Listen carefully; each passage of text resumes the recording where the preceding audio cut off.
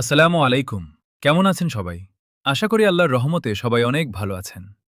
আজকে আমি চলে এসেছি নারায়ণগঞ্জের এমন একটা চায়ের দোকানে, যেখানে এমন একটা চা বানানো হয় যার নাম শুনেই আমি অবাক। আর বিশ্বাস করুন, নামটা যতটা ইউনিক, স্বাদটা তার থেকেও বেশি দারুণ। তাই ভিডিওটা একদম শেষ পর্যন্ত দেখবেন, কারণ আজ আপনাদের এমন একটা জায়গার সঙ্গে পরিচয় করিয়ে দিব, যেটা হয়তো এখনো অনেকেই জানেন না।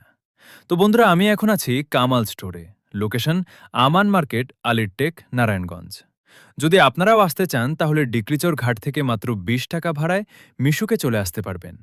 আর চিনতে সুবিধা হবে, কারণ দোকানটা সুলতানবাড়ি খেলার মাঠের পাশেই। আচ্ছা, এবার আসি আসল কথায়।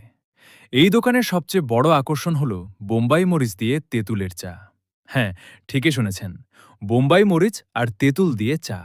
প্রথমে শুনে আমারও মনে হয়েছিল এটা আবার কেমন চা, কিন্তু এক চুমুক খাওয়ার পর বুঝলাম কেন মানুষ এই চা খেতে এত দূর থেকেও আসে। টক, হালকা ঝাল আর চায়ের দারুণ একটা ফ্লেভার, এক কথায় অসাধারণ।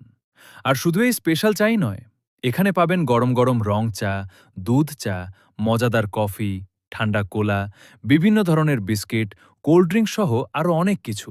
মানে আড্ডা দিতে আসলে যা যা লাগে সবই আছে এখানে। আর একটা মজার বিষয় বলি, দোকানের নাম কামাল স্টোর, আর দোকানের মালিকের নামও কামাল। তাই বলতে পারেন, কামাল ভাইয়ের দোকানে এলে চায়েরও কামাল দেখবেন, আবার কামাল ভাইয়ের সাথেও দেখা হয়ে যাবে।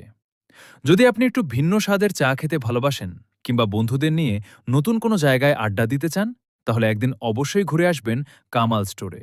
আমার বিশ্বাস, এই বোম্বাই মরিচ দিয়ে তেঁতুলের চা একবার খেলেই এর স্বাদ অনেক দিন মননে থাকবে।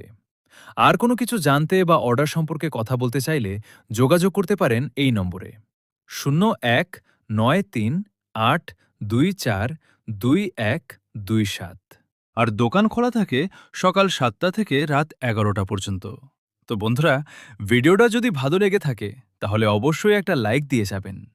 আপনার সেই বন্ধুদের কাছে শেয়ার করে দিন যারা চা খেতে ভীষণ ভালোবাসে, যেন তারাও এসে এই ইউনিক চায়ের স্বাদ নিতে পারে।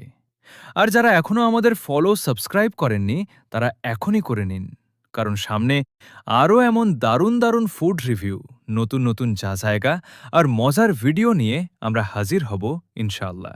আজকের মতো এখানেই বিদায়। সবাই ভালো থাকবেন, সুস্থ থাকবেন। আল্লাহ হাফিজ।